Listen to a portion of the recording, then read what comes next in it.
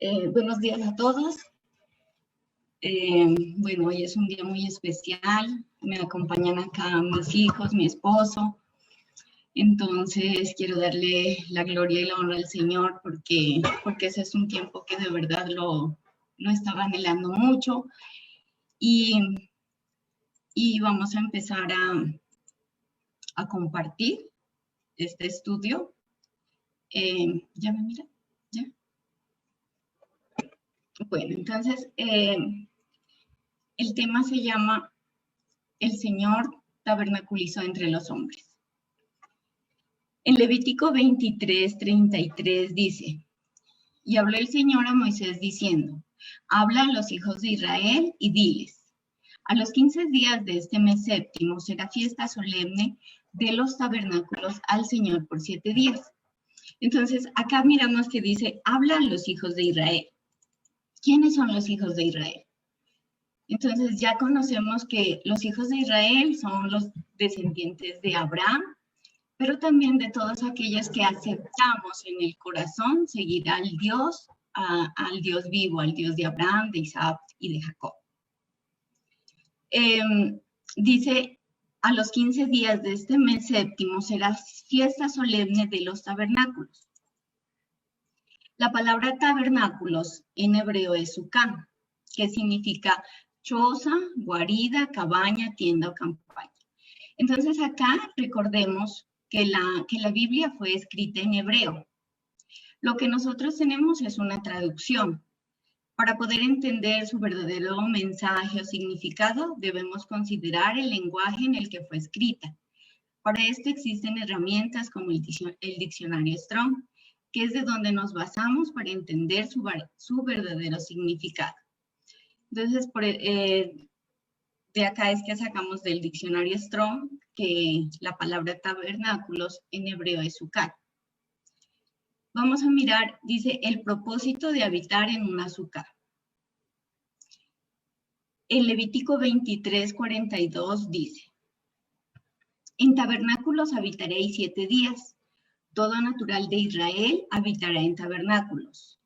Y acá nos está dando ¿para qué? ¿Cuál es el propósito? Entonces dice: para que sepan vuestros descendientes que en el tabernáculo hice yo habitar a los hijos de Israel cuando los saqué de la tierra de Egipto, yo el Señor vuestro Dios.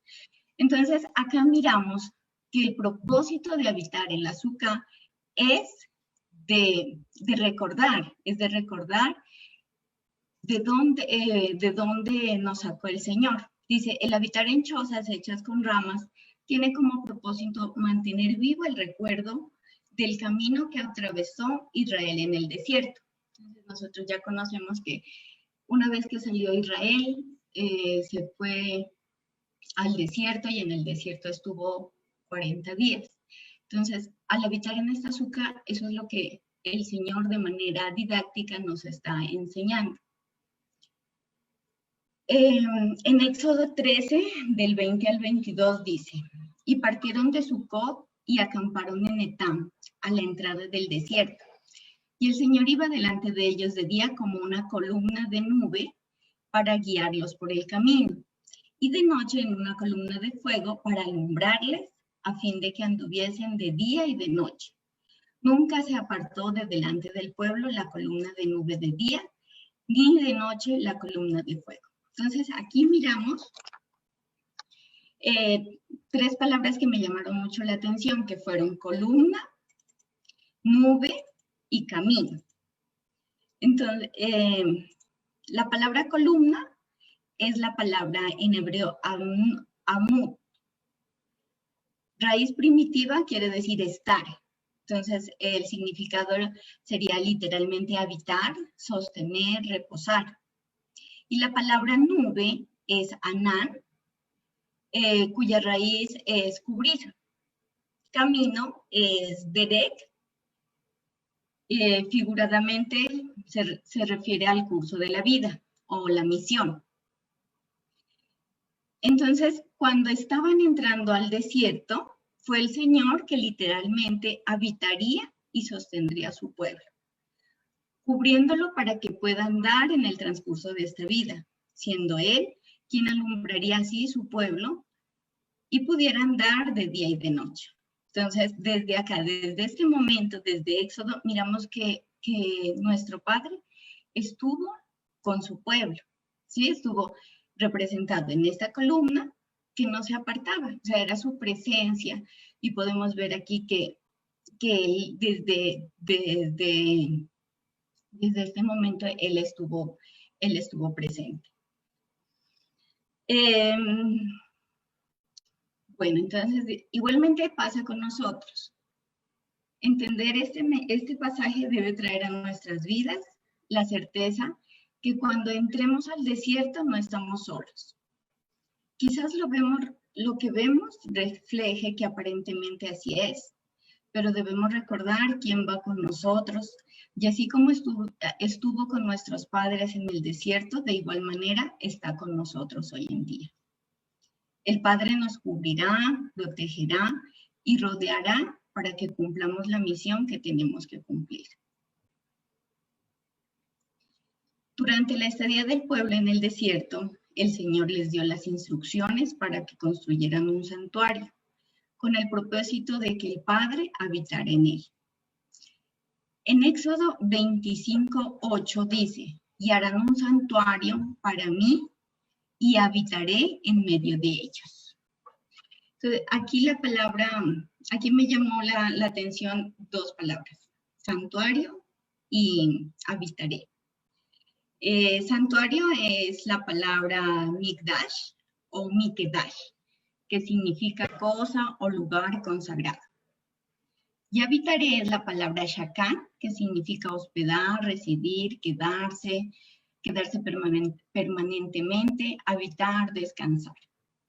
Entonces, lo que dice, y harán un santuario para mí, o sea, y harán un santuario consagrado, en donde yo habitaré, dice, en medio de ellos.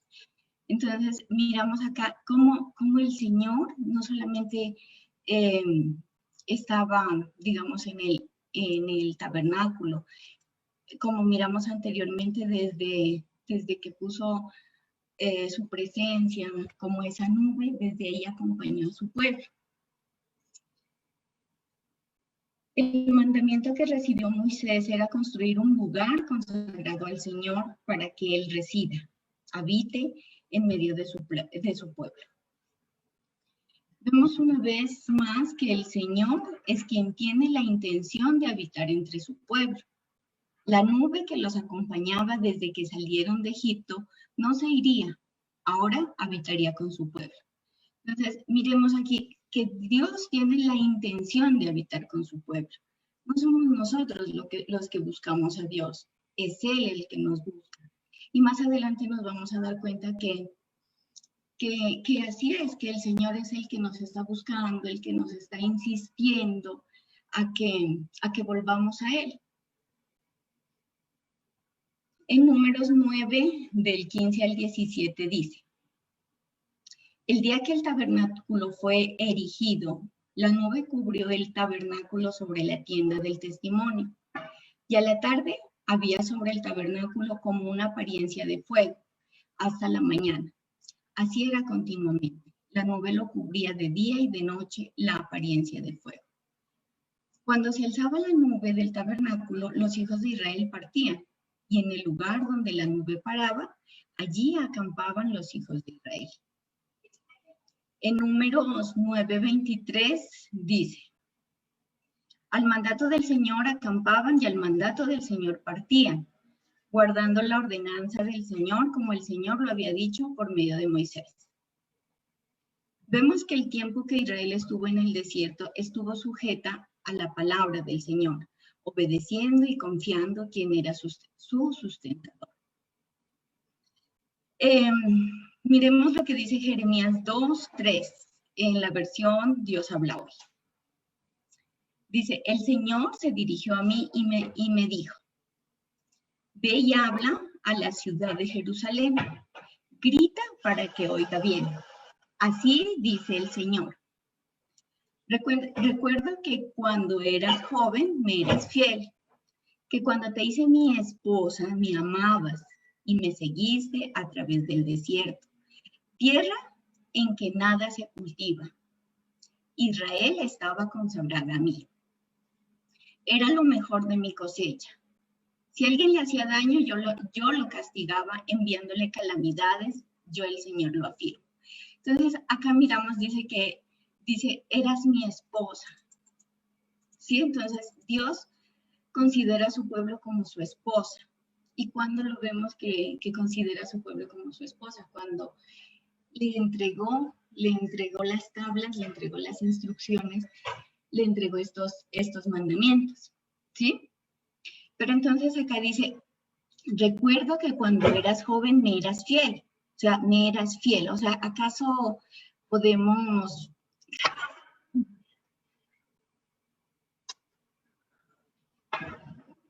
¿Acaso podemos decir que la esposa le fue infiel? Dice, me amabas y me seguiste a través del desierto. Entonces, su esposa era tan fiel, escuchaba la palabra y seguía a donde la llevaba su esposo.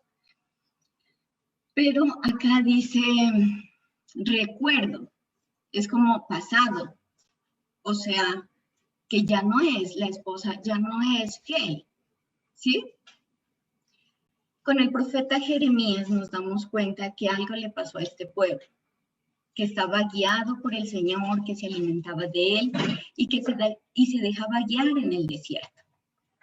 Entonces, nos podemos hacer la pregunta, ¿qué le pasó a Israel? ¿Qué pasó con el pueblo?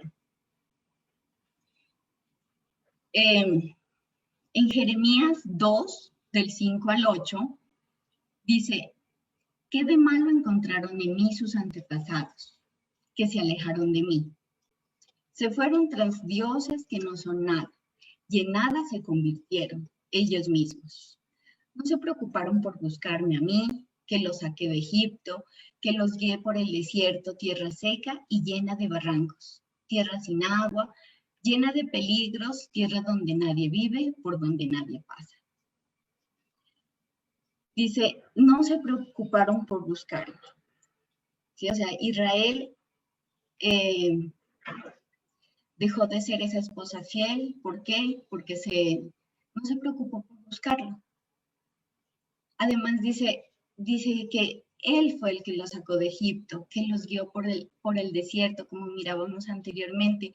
Él era ese esposo que estaba dirigiendo a su pueblo, que estaba dándole lo mejor a su esposa, ¿sí? Como esposo quería lo mejor. Y miramos que dice, yo los traje a esta tierra fértil para que comieran de sus frutos y de sus mejores productos. Pero ustedes vinieron y profanaron mi tierra, me hicieron sentir asco de este país, de mi propiedad. Los sacerdotes no me buscaron, los instructores de mi pueblo no me reconocieron. Los jefes se rebelaron contra mí y los profetas hablaron en nombre de Baal y se fueron tras ídolos que no sirven de nada. Entonces, acá Baal sabemos que es un dios que había en el dios de las otras naciones, ¿sí? Bueno, entonces podemos decir, ¿acaso Israel una vez estuvo seguro, se olvidó de quién estuvo, estará y está siempre con él? Vamos a mirar en Deuteronomio 32, del 10 al 12, en la versión Dios habla hoy, dice, los encontró por el desierto, por tierras secas y azotadas, por el viento. Los envolvió en sus brazos, los instruyó y los cuidó como a la niña de sus ojos, como águila que revolotea sobre el nido y anima a sus polluelos a volar. Así el Señor extendió sus alas y tomándolos los llevó a cuestas. Entonces, acá dice, los encontró en el desierto. ¿Y qué es el desierto? El desierto es en donde no existe nada, en el desierto es en donde no hay vida, en donde no hay agua. Entonces, es un lugar, si lo traemos a nuestras vidas, sería un lugar de desesperación, cuando estamos afligidos, cuando estamos llenos de problemas, por tierras secas y azotadas. Y miren esto tan bonito que dice: una vez que estaban en el desierto, los envolvió en sus brazos, los separó, los escogió, los envolvió en sus brazos, los instruyó y los cuidó como a la niña de sus ojos. ¿Sí? O sea, él empezó a darles de su instrucción. Generación tras generación se fueron olvidando de quien deseó habitar junto a ellos. Se fueron quedando en el olvido de dónde los sacó y hasta dónde los llevó. Podemos criticar a Israel y decir que viendo todo lo que vio, ¿cómo pudo volverse en contra de quien decidió habitar junto a él? Claro que no. No podemos juzgar, porque así como pasó en aquellos tiempos, pasa hoy en día. Lamentablemente buscamos a Dios en nuestros desiertos, cuando nos encontramos destruidos, afligidos, y caminamos como Israel en el desierto, obedeciendo y queriendo conocer cada vez más al Señor. Pero llegará el tiempo en que lleguemos a la tierra prometida, a donde nosotros queremos llegar o por lo que nosotros le pedíamos a Dios o por lo que nosotros buscábamos a Dios. ¿Sí? Que puede ser un trabajo, una restauración en la familia. Llegaremos a la tierra prometida, en donde edificaremos, comeremos y muchas veces nos olvidaremos de quien nos sacó de nuestro Egipto. Así que debe estar en nuestra mente presente el lugar en donde estábamos cuando éramos esclavos del pecado. Y nunca olvidar de dónde nos ha traído el Padre, cómo nos instruyó, nos instruye en su palabra. Con ese amor que buscábamos conocer cada día de Él. Cuando encontramos este mensaje, el anhelo y deseo de conocer es tan grande que no nos pase que a medida que pase el tiempo ya no queramos buscar de la instrucción o sentirnos que sabemos todo. Que cada día recordemos que Él nos instruye y nos enseña a volar. Pero cuando aprendamos a volar, no queramos vivir desechando su instrucción. Entonces acá nosotros, si lo traemos a nuestras vidas, es esto, es entender que sin el Señor nosotros vivíamos nuestras vidas de una forma totalmente diferente, llenos de sufrimientos. Podemos tenerlo todo materialmente, pero en el alma, dentro de cada uno de nosotros había algo que faltaba, ¿sí? Podríamos tener el mejor trabajo, pero algo estaba faltando en nuestras vidas, algo. No teníamos esa satisfacción, no le mirábamos ese sentido a la vida y por más que conseguíamos logros, por más que construíamos cosas materiales, nada de eso satisfacía, ¿sí? Entonces, en ese momento, ese es nuestro desierto, pero ahí recordemos que ahí nos sacó, de ahí nos sacó el Señor. Y no seamos que una vez lo encontremos al Señor, queramos apartarnos, queramos escuchar otras cosas, queramos escuchar cosas que nos van a llevar nuevamente a volver a ese desierto. En Deuteronomio 8, del 11 al 20 dice: tengan cuidado de no olvidarse del Señor su Dios. No dejen de cumplir sus instrucciones, decretos y leyes que les he ordenado hoy. Cuando hayan comido y estén satisfechos y vivan en las buenas casas que hayan construido y vean que sus vacas y ovejas han aumentado, lo mismo que su oro y su plata y todas sus propiedades, no se llenen de orgullo ni se olviden del Señor su Dios, que los sacó de Egipto, donde eran esclavos, que los hizo marchar por grandes y terrible desierto, lleno de serpientes venenosas y escorpiones, y donde no había agua. Pero Él sacó agua de una dura roca y les dio a beber. Y en el desierto los alimentó con maná, comida que los antepasados de ustedes no habían conocido, para humillarlos y ponerlos a prueba, y para bien de ustedes al fin de cuentas. No se les ocurra pensar, toda esta riqueza la hemos ganado con nuestro propio esfuerzo. Deben acordarse del Señor su Dios, ya que ha sido Él quien les ha dado las fuerzas para adquirirla, cumpliendo así con ustedes la alianza que antes había hecho con los antepasados de ustedes. La alianza, o sea, el compromiso, la unión que hizo, lo que mirábamos anteriormente, cuando decidió coger a su pueblo como su esposa. Entonces dice, no se olviden de esto. Pero si se olvidan ustedes, el Señor su Dios se van tras otros dioses y le rinden culto. Yo les aseguro desde ahora que ustedes serán destruidos por completos. De la misma manera que el Señor destruirá las naciones que ustedes encuentren a su paso. Así también ustedes serán destruidos por haber desobedecido al Señor su Dios. Y yo acá me hago una pregunta. Dice, serán destruidos por completo. O sea, ¿será que vamos a desaparecer? ¿O será que poco a poco nuestro espíritu irá muriendo y volveremos a sentir ese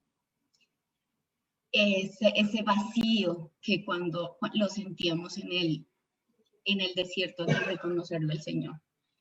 ¿Sí? Entonces dice que no nos olvidemos que lo que nosotros tenemos no es porque nosotros lo hayamos conseguido con nuestro propio esfuerzo, es porque así el Señor lo quiso, es porque Él es el que nos está dando, porque por más de que nosotros lo intentemos y lo queremos, muchas veces no logramos, pero si Dios lo quiere, Él nos va a dar, ¿sí? Y no nos creamos dioses, no nos creamos que nos las sabemos todas. Recordemos que arriba de nosotros hay un rey, hay un Dios. Vemos hasta aquí que el propósito de Dios desde el inicio fue habitar con su pueblo. Como lo vimos desde la nube que cubría y dirigía al pueblo, luego la presencia del Señor reposaría en el tabernáculo. Sería el Señor mismo que tomaría posesión de Israel e instruiría para que sea la luz a las naciones. Entonces, hasta aquí miramos que es Dios, como lo decíamos al inicio, que el que nos escogió a su pueblo. No somos nosotros no hicimos nada. Él fue el que poco a poco nos empezó a sacar, nos ha ido instruyendo, nos ha ido dando de su alimento. Y nos dice que siempre ha estado con nosotros. Desde el inicio podemos mirar y podemos estar seguros que Él está habitando. Y es porque Él quiere, no porque nosotros queramos. Por más de que hagamos cosas, si Dios no quiere habitar con nosotros, no va a habitar. La labor de instruir, de enseñar a su pueblo, fue dada a los sacerdotes. Lo miramos en Levítico 10, del 9 al 11. Dice, cuando tú o tus hijos tengan que entrar en la tienda del encuentro, no deberán beber vino ni bebidas fermentadas, no sea que mueran. Es la ley permanente que pasará de padres a hijos para que ustedes puedan distinguir entre lo sagrado y lo profano, y entre lo puro y lo impuro, y puedan también instruir a los israelitas en todas las leyes que el Señor les ha dado por medio de Moisés. Entonces, la función de instruir estaba dada para los sacerdotes. Ellos tenían que instruir a su pueblo, ellos tenían que enseñarle las leyes. En Ezequiel 44, del 23 al 24, miramos, dice, los sacerdotes deben enseñar a mi pueblo a distinguir entre lo santo y lo profano, entre lo puro y lo impuro. Entonces, la labor de los sacerdotes era eso, era que ellos iban a ser los que enseñaban. Pues si recordamos, en ese tiempo no había como lo que nosotros tenemos ahora, la facilidad para la educación, solamente la educación era para unos pocos. Entonces, no cualquier persona podía tener acceso a la palabra, y además que la palabra no era libre, solamente era, pues como era muy costosa, entonces no era para el acceso público, digámoslo así. Dice, bueno, en Ezequiel 44, dice, en los pleitos ellos actuarán como jueces y juzgarán según mis leyes. Cumplirán todas mis leyes y enseñanzas acerca de todas mis fiestas y respetarán los días sagrados, mis sábados. Israel cayó en rebelión y la función que se dio a los sacerdotes no se cumplió y no se llevó a cabo. Israel terminó perdida, sin quien la guiara. Si nosotros pues miramos en la historia y podemos ver qué es lo que pasó, hubo corrupción, los sacerdotes se corrompieron, Israel fue dividida y podemos decir esto, que los sacerdotes no cumplieron la función que tenían. En Jeremías 50, del 6 al 7 dice, mi pueblo era como ovejas perdidas, mal guiadas por sus pastores, que las dejaron perderse en los montes. Iban de un monte al otro y hasta olvidaron su corral. Sus enemigos al encontrarlos los devoraban y decían, no es culpa nuestra, porque ellos pecaron contra el Señor. Su pastizal seguro, la esperanza de sus antepasados. Entonces, aquí Jeremías nos está diciendo que el pueblo se perdió, sus ovejas se perdieron. Pero en Mateo, en esta cita del 9 al 36, el maestro dice que al ver a la gente sintió compasión de ellos, porque estaban cansados y abatidos, como ovejas que no tienen pastor. Entonces, estaban cansados de qué? Estaban cansados de una vida sin significado, de una vida solamente sirviendo y trabajando y en el corre-corre. ¿Sí? Entonces dice que Jesús tuvo compasión de esto. Dice que tuvo compasión porque miró a la gente cansada, miró a la gente que no tenía quien la instruyera. El Señor declara que quitará de su cargo a los malos pastores y que él mismo apacentará a su rebaño. En Ezequiel 34, del 1 al 10 dice, el Señor se dirigió a mí y me dijo, tú, hombre, habla en mi nombre contra los pastores de Israel y diles, esto dice el Señor, hay de los pastores de Israel que se cuidan a sí mismos. Lo que deben cuidar los pastores es el rebaño. Ustedes se beben la leche, se hacen vestidos con lana y matan las ovejas más gordas, pero no cuidan el rebaño. Ustedes no ayudan a las ovejas débiles, ni curan a las enfermas, ni vendan a las que tienen alguna pata rota, ni hacen volver a las extraviadas, ni buscan a las que se pierden, sino que las tratan con dureza y crueldad. Mis ovejas se quedaron sin pastor y se dispersaron, y las fieras salvajes se las comieron. Se dispersaron por todos los montes y cerros altos, se extraviaron por toda la tierra, y no hubo nadie que se preocupara por ellas y fuera a buscarlas. Así que, pastores, escuchen bien mis palabras. Yo, el Señor, lo juro por mi vida, fieras salvajes de toda clase han robado y devorado a mis ovejas, porque no tienen pastor. Mis pastores no van a buscar a las ovejas. Los pastores cuidan de sí mismos, pero no de mi rebaño. Por eso, pastores, escuchen la palabra que yo, el Señor, les dirijo. Pastores, yo me declaro su enemigo y les voy a reclamar mi rebaño. Les voy a quitar el encargo de cuidarlo, para que no sigan cuidando ustedes mismos. Rescataré a mis ovejas para que ustedes no las sigan comiendo. Entonces aquí miramos lo que dice el Señor. Dice que les quitará, que le quitaría el rebaño a estos pastores que no se iban a dedicar a las ovejas, a estos pastores que solamente buscaban con un propósito económico, que buscaban por aprovecharse de sus ovejas. ¿Y quiénes son esas ovejas? Somos todos nosotros. Y si vamos, pues de cierta manera también estábamos así, estábamos metidos en escuchando instrucciones de hombres, pero no se preocupaban por nosotros, no se preocupaban porque conociéramos la verdad. Pero dice que les voy a quitar y voy a poner un pastor. En Jeremías 23, 1-2 dice, el Señor afirma, hay de los pastores que dejan que mis ovejas se pierden y dispersen. El Señor, el Dios de Israel, dice a los pastores que gobiernan a su pueblo, ustedes han dispersado mis ovejas, las han hecho huir y no las han cuidado. Pues bien, yo tendré buen cuidado de castigar sus malas acciones. Yo el Señor lo afirmo.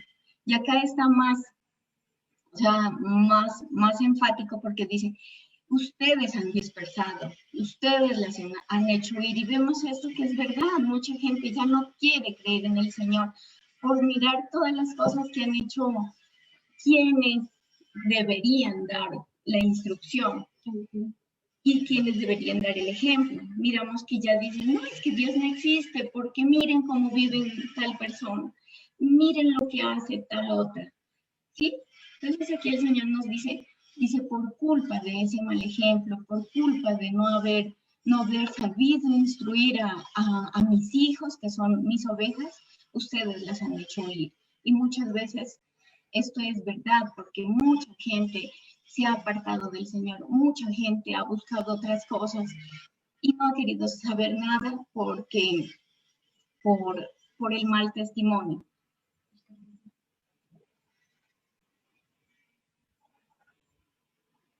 Dice, una vez más, vemos el gran amor del Padre y el querer habitar con su pueblo.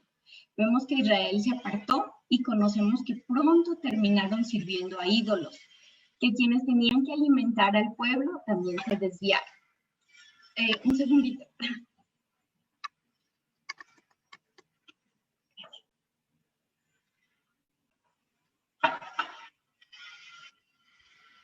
Miramos en Ezequiel 33, del 10 al 11, dice, tú, hombre, di al pueblo de Israel.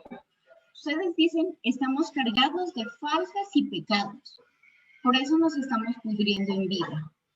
¿Cómo podremos vivir? Pero yo, el Señor, juro por mi vida que no quiero la muerte del malvado, sino que cambie de conducta y viva. Israel, deja esa mala vida que llevas, porque habrás de morir.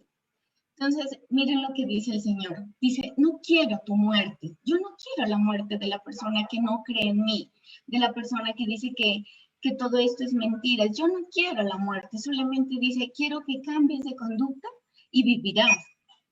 Nada más nos está diciendo el Señor. O sea, reconoce que es listo, sí, no creo. Voy a cambiar y voy a seguir viviendo como tú quieres que yo viva.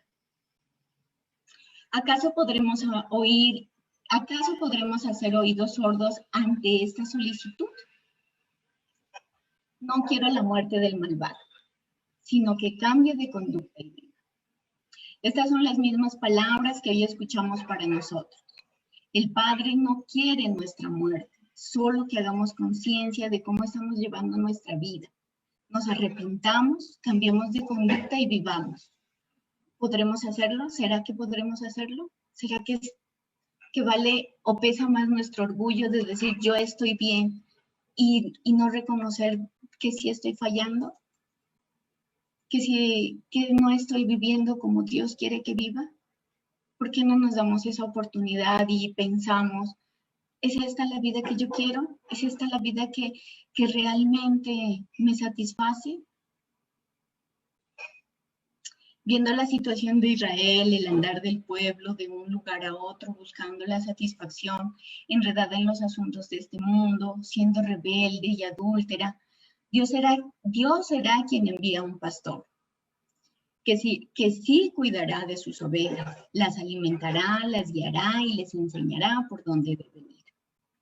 En Ezequiel 34:15 dice, yo mismo seré el pastor de mis ovejas. Yo mismo las llevaré a descansar. Ya no vamos a necesitar quien nos esté instruyendo, quien nos esté diciendo ¿Qué vamos a hacer? Dice, yo mismo seré el pastor. Dios mismo dice acá, yo los instruiré. En Ezequiel 34, del 22 al 25 dice, pero yo voy a salvar a mis ovejas. No dejaré que las sigan robando. Voy a hacer justicia entre las ovejas. Voy a hacer que vuelva mi siervo David y lo pondré como único pastor. Y él las cuidará, él será su pastor. Yo, el Señor, seré su Dios y mi siervo David será su jefe. Yo, el Señor, he hablado, voy a hacer una alianza con ellas. ¿Con quién? Con las ovejas, con nosotros, para asegurarles una vida tranquila. Haré desaparecer las fieras del país para que mis ovejas puedan vivir tranquilas en campo abierto y dormir en los bosques. En Isaías 40, del 10 al 11 dice, llega ya el Señor con poder, sometiendo todo con la fuerza de su brazo. Trae a su pueblo después de haberlo rescatado. Viene como un pastor que cuida su rebaño. Levanta los corderos en sus manos, los lleva junto al pecho y atiende con cuidado a la recién parida. En Jeremías 23, del 5 al 6 dice, el Señor afirma, vendrá un día en que haré que David tenga un descendiente legítimo, un rey que reine con sabiduría y que actúe con justicia y rectitud en el país. Durante su reinado, Judá estará a salvo y también Israel vivirá seguro. Este es el nombre con que lo llamarán. El Señor es nuestra victoria. Nuevamente vemos el más grande amor, un deseo de habitar junto a su pueblo, de cuidar de su pueblo, de ser el mismo que daría alimento bueno para sus ovejas, quitaría toda mentira y daría alimento verdadero. En Isaías 7:14 encontramos, pues el Señor mismo les va a dar una señal. La joven está encinta y va a tener un hijo al que pondrán por nombre Emmanuel. Dice, la palabra Emmanuel es la palabra hebrea Immanuel, que significa con nosotros está Dios. El único anhelo de Dios siempre ha sido habitar entre sus hijos. Hemos podido ver que el amor por su pueblo, por parte del Señor, es muy grande. Hemos visto que siempre su presencia ha estado con sus hijos, que se duele como un padre con un hijo rebelde, que disciplina pero que ama a su hijo y no lo rechazará. En Isaías vemos que la promesa se dará y que Dios estará en medio de nosotros. Y en Mateo 1:23 vemos el cumplimiento de esta promesa con el nacimiento de Yeshua o Jesucristo, quien es aquel pastor que vendría a guiar a su pueblo, a guiar a sus ovejas. En Juan 10, del 1 al 5 dice, entonces Jesús dijo, les aseguro que el que no entre en el redil de las ovejas por la puerta es un ladrón y un bandido. Pero el que entra por la puerta es el pastor que cuida las ovejas. El portero le abre la puerta y el pastor llama a cada oveja por su nombre. Y las ovejas reconocen su voz. La saca del redil y cuando ya han salido todas, camina delante de ellas. Y las ovejas lo siguen porque reconocen su voz. En cambio, a un desconocido no lo siguen, sino que huyen de él, porque desconocen su voz. Yeshua o Jesús vendría a cumplir la promesa que había dado el Padre por amor a sus ovejas, que somos nosotros. Solo por amor a enseñarnos y a guiarnos, porque Él irá al frente de nosotros. Si somos sus ovejas, escucharemos a nuestro pastor. De lo contrario, huiremos de él. Juan 14:6 dice, Jesús le contestó, yo soy el camino, la verdad y la vida. Solamente por mí se puede llegar al Padre. Si ustedes me conocen a mí, también conocerán a mi Padre. Y ya lo conocen desde ahora, pues lo han estado viendo. Entonces miramos que dice que todo lo que Dios había prometido, Dios miró la aflicción de su pueblo, Él sabía que sus ovejas, que su pueblo necesitaba de un pastor que no le importe el salario, digámoslo así, sino que le importe la vida de las ovejas. Y Él envió ¿a quién? a su hijo para que su hijo les dé el verdadero alimento a sus ovejas. También miramos y dice, el que escuche la voz será una oveja, pero el que no escuche la voz huirá. En Juan 14:11 dice, créanme que yo estoy en el Padre y el Padre está en mí.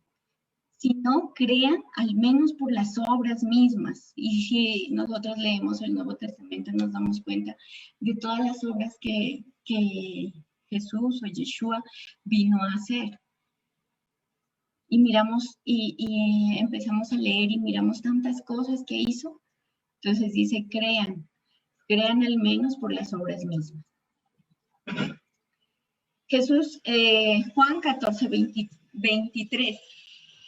Dice, Jesús le contestó, el que me ama hace caso de mi palabra, y mi Padre lo amará, y mi Padre y yo vendremos a vivir con él.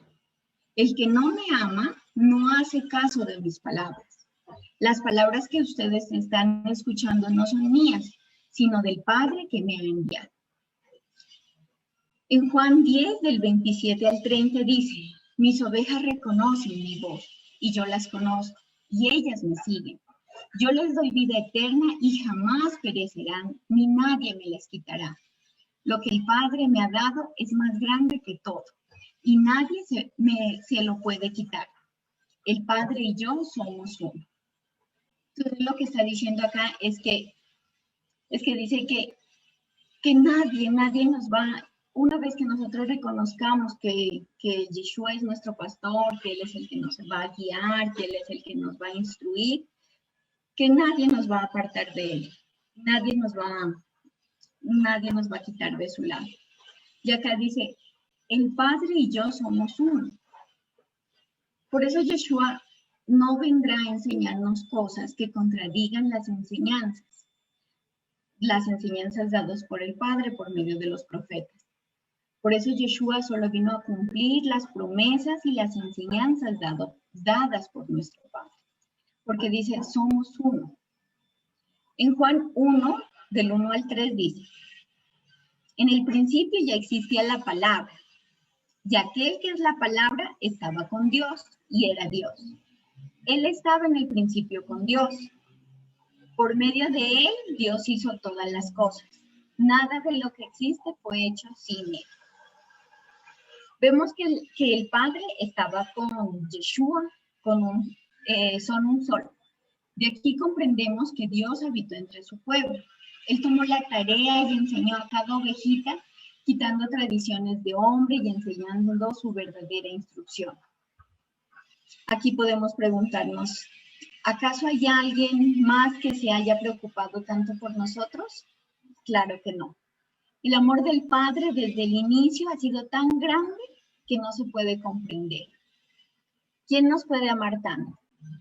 Y como dice Job en el versículo 7:17 dice, ¿qué es el hombre para que lo engrandezcas y para que pongas sobre él tu corazón? O sea, ¿qué es el hombre para amarlo tanto? ¿Qué es el hombre para que tú tengas ese anhelo y ese deseo de habitar con cada uno de nosotros? Porque como ya lo miramos desde el inicio, no es que nosotros queramos, sino es que Él nos está buscando. En Colosenses 1, del 19 al 20 dice, por cuanto agradó al Padre que en Él habitase toda plenitud, y por medio de Él, Yeshua, reconciliar consigo todas las cosas, así las que están en la tierra como las que están en los cielos, haciendo la paz mediante la sangre de su cruz. ¿Qué somos para que nos ames tanto? ¿Qué podemos decir? Simplemente, Padre, no tenemos palabras para entender tu gran amor. Depender de ti y poder, aunque sea un poquito, amarte a ti y obedecer tu instrucción por ese gran amor que tú nos tienes. Eso, lo único que podemos decir es, gracias por amarnos tanto. Recordando, entendemos que vamos a recordar un poquito y vamos a mirar lo del tabernáculo. Entonces, hasta acá podemos concluir con que Dios nos ama tanto, con el amor tan grande del Padre, que no tenemos palabras, que no tenemos explicación, que si nos ponemos a pensar, nuestra mente no tiene algo lógico para decir por qué Dios ama tanto al ser humano. No es porque conozcamos, no es porque obedezcamos, no es porque nosotros queramos buscarlo, no. Es por el amor que tiene hacia nosotros. Y estará y estaría siempre buscándonos y buscando a cada una de las personas que Dios tiene el propósito de cuidar. Entonces aquí mirando dice que el tabernáculo fue transportado 40 años a través del desierto, desde el momento en que fue construido hasta llegar a la tierra.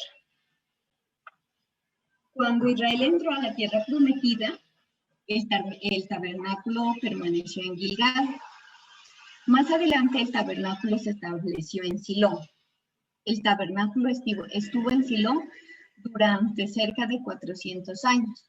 Era el centro de vida religiosa. Después pasó a Gabaón, donde se mantuvo hasta el tiempo del rey Salomón, quien construyó el primer templo. Con la invasión de Babilonia en el año 930 antes del Mesías, el templo fue destruido. Después de 70 años de cautiverio, los judíos regresan a Jerusalén y construyen el segundo templo, que fue destruido en el año 70 después de Cristo. Actualmente no tenemos templo, no tenemos un tabernáculo. Hemos visto que el anhelo del Eterno es habitar entre su pueblo. Entonces podemos decir que el Padre ya no habita entre su pueblo porque no hay templo. En 1 Corintios 3:16 dice: ¿no sabéis que sois templo de Dios y que el Espíritu de Dios mora en vosotros? Recordemos que el Antiguo Testamento, como ya les había dicho, fue escrito en hebreo y el Nuevo Testamento fue escrito en griego, porque en ese tiempo este fue el idioma que se adoptó después de la conquista. Entonces, en nuestro diccionario encontramos que templo es la palabra griega naos, que significa capilla, templo, santuario. Espíritu es la palabra neuma, que quiere decir corriente de aire, es decir, soplo o brisa. Y mora es la palabra oikeo, que significa ocupar una casa, es decir, residir, figuradamente habitar, permanecer, morar. Entonces podemos responder a la pregunta con un no, a esta pregunta que hacíamos al inicio que dice, el Padre ya no habitará entre su pueblo porque no hay templo. Entonces podemos responder no, porque ahora el templo somos cada uno de nosotros. Y como miramos lo que dijo Yeshua, el Padre y yo somos uno solo, entonces en cada templo habitará el Padre y el Hijo. Entendiendo que somos un templo para que habite el Creador, entonces, ¿cuál debe ser mi actitud? En Juan 1, del 10 al 12, dice: en el mundo estaba y el mundo fue hecho por medio de él, pero el mundo no lo conoció. A los suyos vino, pero los suyos no lo recibieron. Mas a todos los que lo recibieron, a quienes creen en su nombre, les dio potestad de ser hechos hijos de Dios. La palabra creen es la palabra pisteu, o raíz pisti, que significa persuasión, es decir, credibilidad, convicción, fidelidad. La palabra en hebreo sería emuná, del Strong H530, que significa firmeza, seguridad, lealtad, fidelidad. La encontramos en nuestras Biblias traducidas como fe. Entonces dice que el sustantivo emuná proviene de un verbo. El verbo es amán. Amán significa creer, pero tiene también varias implicaciones físicas o prácticas. La fe emuná requiere de sustento y requiere también de acción. Una persona fiel es una persona firme. Entonces, cuando Juan dice, más a todos los que lo recibieron, a quienes creen en su nombre, les dio potestad de ser hechos hijos de Dios, Mas a todos los que se mantengan firmes, sostenidos en la verdad, en su nombre, les dio potestad, autoridad de ser hechos hijos de Dios. Y dice, ¿y qué es verdad? Juan 17 dice, conságralos a ti mismo por medio de la verdad. Tu palabra es la verdad. Entonces vemos acá que dice, veníamos que Dios mandaba a un pastor que nos cuidaría, que estaría con nosotros, que quitaría el rebaño de los pastores asalariados y que se lo daría a un nuevo pastor. Y acá miremos ya que quién es nuestro pastor. Nuestro pastor es Yeshua, es Jesucristo. ¿Y dónde habitaría? Habitaría en cada uno de nosotros, que nosotros somos ese templo para Dios. Es así que quienes nos sostengamos firmes en su palabra y en su nombre, podremos ser un templo en donde el Padre y Yeshua habiten. En Juan 1:14, versión Dios habla hoy, dice, aquel que es la palabra se hizo hombre y vivió entre nosotros, y hemos visto su gloria, la gloria que recibió del Padre por ser su Hijo. Vivió literal, puso su tienda de campaña haciendo referencia a la presencia del Padre en medio de su pueblo, en el santuario, igual como lo veíamos cuando la nube cubrió el tabernáculo.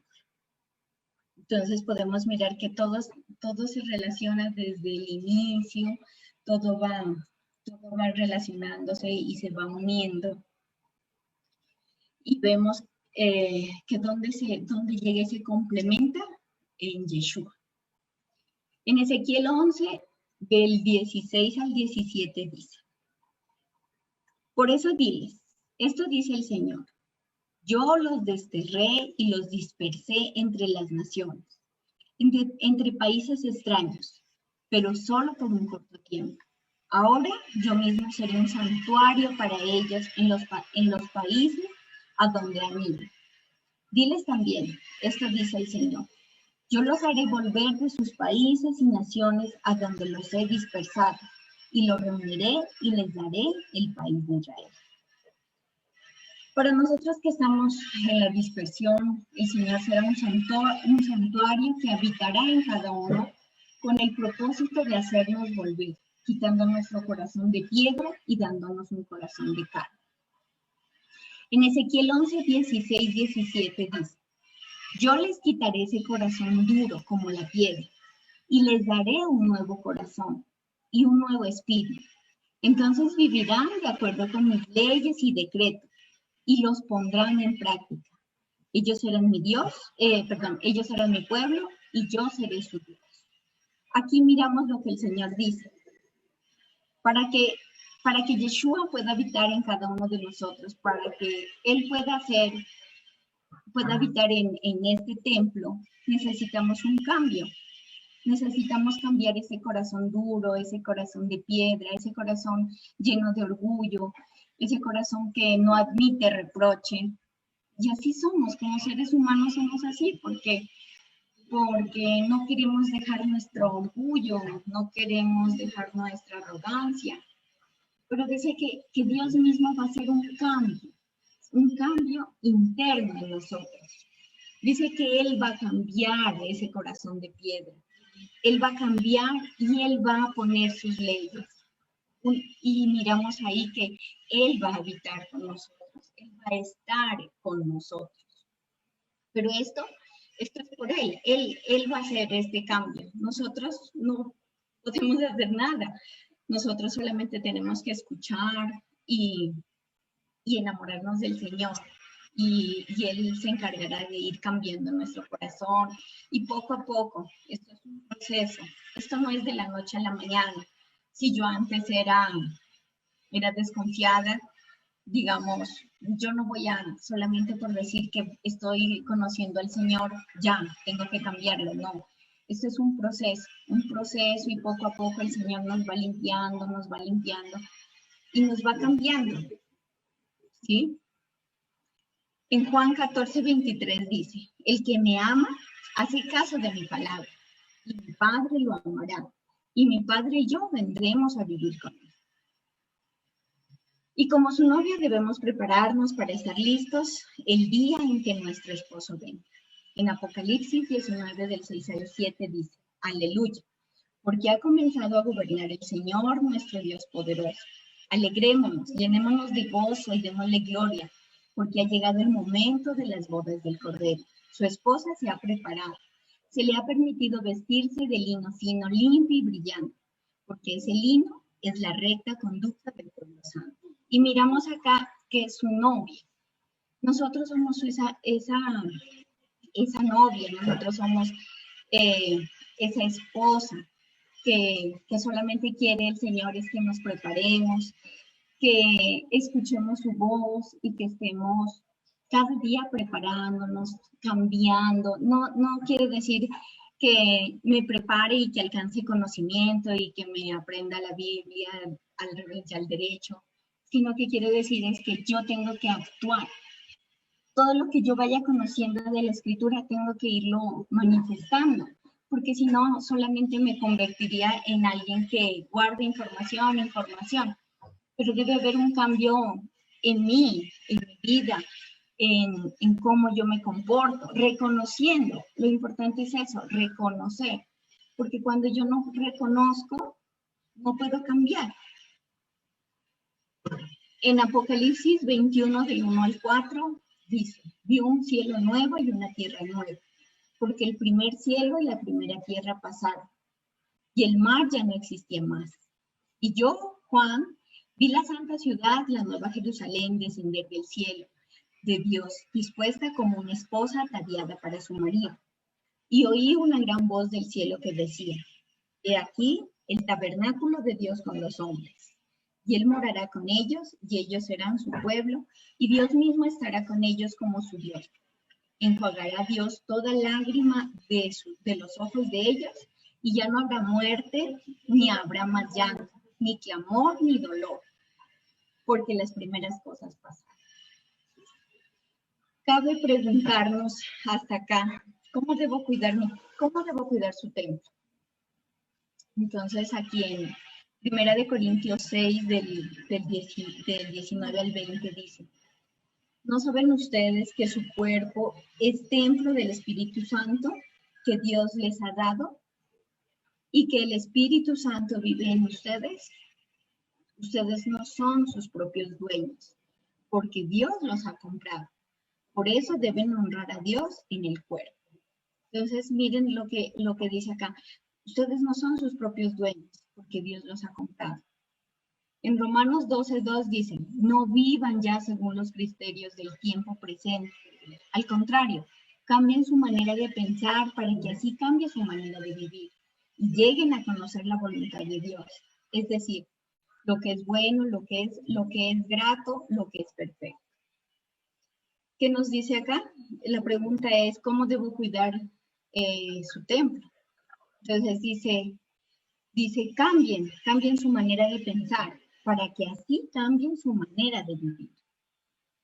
Debemos empezar a cambiar, debemos empezar a renovar nuestra mente.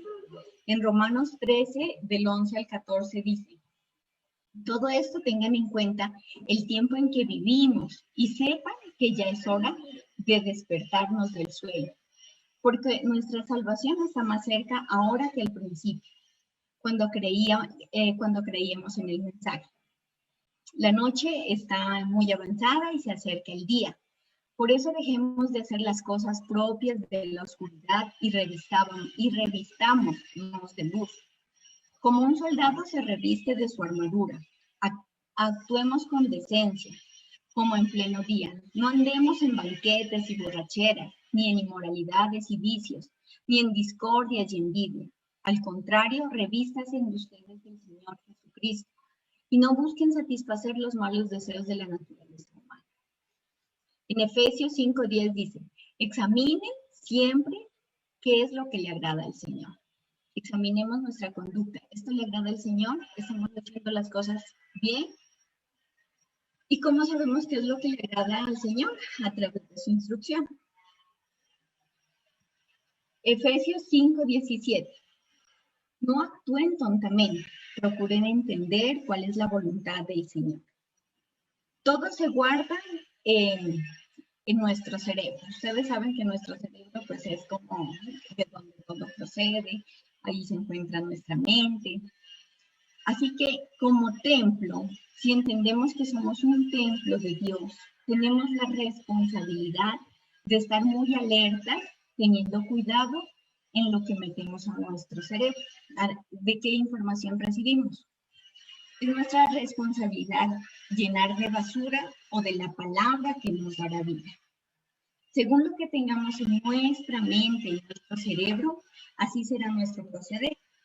Así que el renovar nuestra mente va a tener cuidado con lo que vamos a guardar, sabiendo que guardamos información con nuestros sentidos. Entonces, sabemos que lo que vemos se guarda información en nuestro sentido, lo que escuchamos, lo que tocamos, ¿sí? Todo, estamos guardando información. Es por eso nuestra responsabilidad de guardar muy bien qué es lo que yo estoy metiendo, porque si lo que tengo en mi mente, así voy a actuar. Ser conscientes de que tenemos la obligación de cuidarnos tanto físicamente como espiritualmente. ¿Qué podemos concluir? Y aquí viene la conclusión. Dice, el único propósito de nuestro amado Padre es habitar, vivir con nosotros. Lo hemos visto desde el inicio y lo vemos hasta el final. ¿Qué nos queda? Tener emuná, sosteniéndonos, creyendo y confiando en que todo esto es verdadero y se cumplirá. Que se acabaron los pastores asalariados y quien nos está enseñando es Yeshua, que lo único que quiere es que nos reconciliemos con Él. Que aprendamos a vivir dependiendo de su palabra y que lo único que quiere es nuestro bienestar. Que miramos cómo el Señor se ha preocupado de nuestra protección, se ha preocupado de querer siempre sostenernos, que nos ama tanto. Como acción, ¿qué debemos de hacer como acción? Cuidar nuestro templo, es decir, nuestro cuerpo. Amén. Bueno,